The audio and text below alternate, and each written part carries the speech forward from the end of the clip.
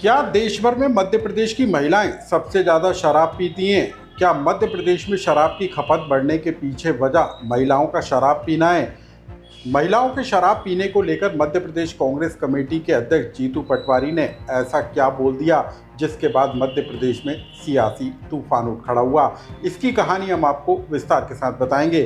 साथ ही हम आपको बताएंगे कि मध्य प्रदेश में ओबीसी आरक्षण के मुद्दे को लेकर क्या मोहन सरकार गिर गई और मोहन सरकार के ओबीसी आरक्षण को 27% किए जाने के मामले को लेकर 28 अगस्त को बुलाई गई सर्वदलीय बैठक से पहले कांग्रेस पार्टी ने कौन सा बड़ा ऐलान कर दिया? नमस्कार, मैं हूं अनुराग श्रीवास्तव और आप देख रहे हैं एमपी डायरी।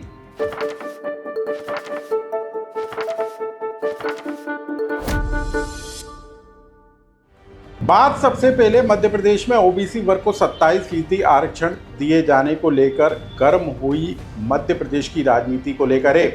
मध्य प्रदेश में बीते 6 सालों से कोर्ट में ओबीसी आरक्षण का मुद्दा उलझा हुआ है। ओबीसी वर्ग को 27% आरक्षण दिए जाने के मामले को लेकर जो सरकारी पदों पर भर्तियां होना है वो भी अटकी हुई हैं, क्योंकि सरकार ने भर्ती को लेकर एक फार्मूला इजाद किया था। 87% पदों पर भर्ती की गई थी, जबकि 13% पद जो हैं वो होल्ड कर दिए गए थे। और इस फैसले से 1 लाख से ज़्यादा उम्मीदवार परेशान हैं और लंबे समय से इस बात की मांग कर रहे हैं कि होल्ड किए गए पदों को अनहोल्ड किया जाए। लेकिन मध्य प्रदेश में ओबीसी आरक्षण का मुद्दा एक बार फिर गर्माता हुआ नजर आ रहा है, क्योंकि मध्य प्रदेश में मोहन सरकार ने इस पूरे मामले को लेकर 28 अगस्त को सर्वदलीय बैठक बुलाई है। और इस बैठक के बुलाए जाने से पहले कांग्रेस पार्टी ने मोहन सरकार को कटघरे में खड़ा करने का ऐलान कर दिया है।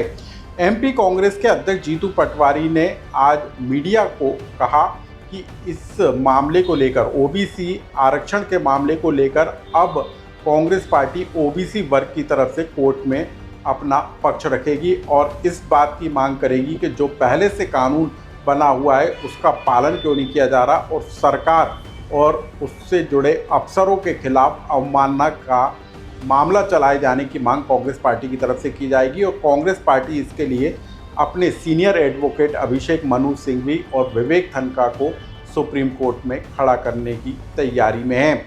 लेकिन हम आपको बता दें कि मध्य प्रदेश में आखिर कैसे ओबीसी वर्ग का 27% आरक्षण बीते 6 सालों से अटका हुआ है। तत्कालीन कमलनाथ सरकार के समय में ओबीसी आरक्षण 14% से बढ़ाकर 27% किया गया था। 2021 और फिर 22 में इस पूरे मामले को लेकर कोर्ट की तरफ से आदेश आया और सरकार ने सरकारी पदों में भर्तियों को लेकर 87 और 13% का फार्मूला इजाद कर दिया और उसके बाद से कई पदों को होल्ड किया गया है। लेकिन इस पूरे मामले को लेकर सुप्रीम कोर्ट भी मध्य प्रदेश सरकार को फटकार लगा चुका है। सुप्रीम कोर्ट ने 4 जुलाई 2025 को सरकार से पूछा था कि 13% पद जो सरकारी पद हैं उनको होल्ड क्यों किया गया। 29 जून 2025 को कोर्ट ने पूछा कि 27% आरक्षण आखिर लागू क्यों नहीं किया जा रहा जबकि कानून बना हुआ है। हालांकि कांग्रेस का भी अपना तर्क है। कांग्रेस का कहना है कि जब अन्य राज्यों में ओबीसी आरक्षण को लागू किया गया है तो आखिर मध्य प्रदेश में इसे लागू करने में अड़चन क्या है। कांग्रेस पार्टी की तरफ से बताया गया है कि तमिलनाडु में 50%, केरल में 40%, कर्नाटक में 32%, आंध्र प्रदेश में 29% ओबीसी वर्ग को आरक्षण है, जबकि तेलंगाना में 42% आरक्षण प्रस्तावित किया गया है। कुल मिलाकर कांग्रेस पार्टी ने अब बीजेपी की मोहन सरकार के 28 अगस्त को बुलाई गई सर्वदलीय बैठक से पहले कांग्रेस पार्टी ने बीजेपी सरकार को सुप्रीम कोर्ट में कटघरे में खड़ा करने की तैयारी कर ली है। इस पूरे मामले को लेकर क्या कहना है प्रदेश कांग्रेस अध्यक्ष जीतू पटवारी और नेता प्रतिपक्ष उमंग सिंगार का, आप उसे भी जानिए। कांग्रेस पार्टी इस बार जब जीरा होगी तो हम एक हलफनामा देंगे हमारी तरफ से, पार्टी की तरफ से विवेक तन्खा जी, कि जिन लोगों ने 6 साल कानून लागू नहीं होने दिया, वो चाहे अधिकारी हो चाहे इस पूरी व्यवस्था का कोई अंग हो, उस पर अवमानना का केस चलना चाहिए।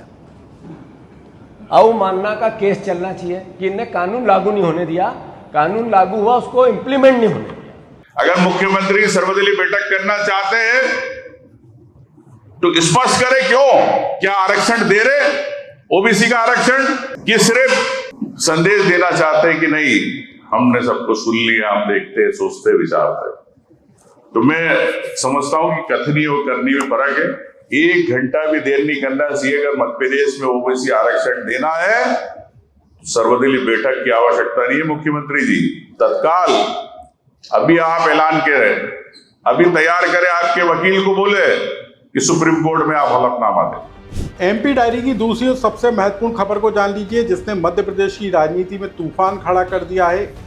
सवाल इस बात को लेकर है कि क्या देश में मध्य प्रदेश की महिलाएं सबसे ज़्यादा शराब पीती हैं? क्या मध्य प्रदेश में शराब की खपत होने के पीछे महिलाओं का ज़्यादा शराब पीना वजह है?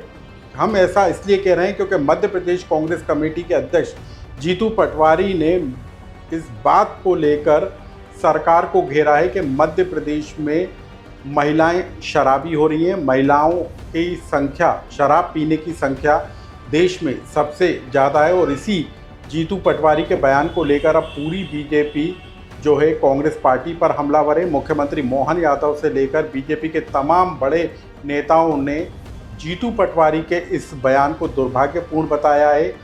कांग्रेस के इस बयान को लेकर बीजेपी के महिला नेत्रियों ने कहा है कि ऐसे मौके पर जब हरतालिका का तीज है तब लाडली बहनाओं का शराब पीने को लेकर अपमान किया गया है। और इस पूरे मामले को लेकर मुख्यमंत्री मोहन यादव ने कांग्रेस अध्यक्ष मल्लिकार्जुन खड़गे से जीतू पटवारी को पद से हटाने की मांग की है। मुख्यमंत्री ने कहा महिलाओं को लेकर, खासतौर पर लाडली बहनों को लेकर दिया गया जीतू पटवारी का यह बयान दुर्भाग्यपूर्ण है। क्या कहा था जीतू पटवारी ने, जिसके बाद पूरी बीजेपी जीतू पटवारी पर हमलावर हो गई? आप इन बयानों के जरिए जान लीजिए। प्रदेशवासियों, हमें तमगा मिला है मध्य प्रदेश को कि महिलाएं सबसे ज्यादा शराब पूरे देश में कहीं पीती है तो मध्य प्रदेश की पीती है। ये मध्य प्रदेश का समृद्ध मध्य प्रदेश का सपना देखने वाली बीजेपी ने हालात कर दिए। मध्य प्रदेश में सबसे ज्यादा कंजम्पशन शराब का कहीं है, खपत है, तो देश में सबसे ज्यादा मध्य प्रदेश में है। देश का हृदय प्रदेश, और आज हरतालिका तीज के दिन जब कानों पर जीतू पटवारी जी के ये शब्द पढ़े तो मन आक्रोशित हुआ, मन दुखी हुआ। और एक प्रकार से एक महिला होने के नाते से, मध्य प्रदेश वासी होने के नाते से, ये हम सबका अपमान है, ये प्रदेश का अपमान है। प्रदेश कांग्रेस अध्यक्ष द्वारा लाडली बहनाओं को शराबी बताना ये बहुत दुर्भाग्यपूर्ण बात है। बहनों का ये अपमान मध्य प्रदेश बर्दाश्त नहीं करेगा। आज कांग्रेस प्रदेश अध्यक्ष ने इस बात को बड़े बेशर्मी से के साथ बताया कि प्रदेश की बहनें सबसे ज़्यादा शराब पीती है। ये एक तरह से उनकी छोटी मानसिकता है। एमपी डायरी से जुड़ी इन तमाम बड़ी खबरों को लेकर यदि आपका कोई सुझाव या कमेंट्स हो तो हमें कमेंट्स बॉक्स में लिखकर जरूर बताएं।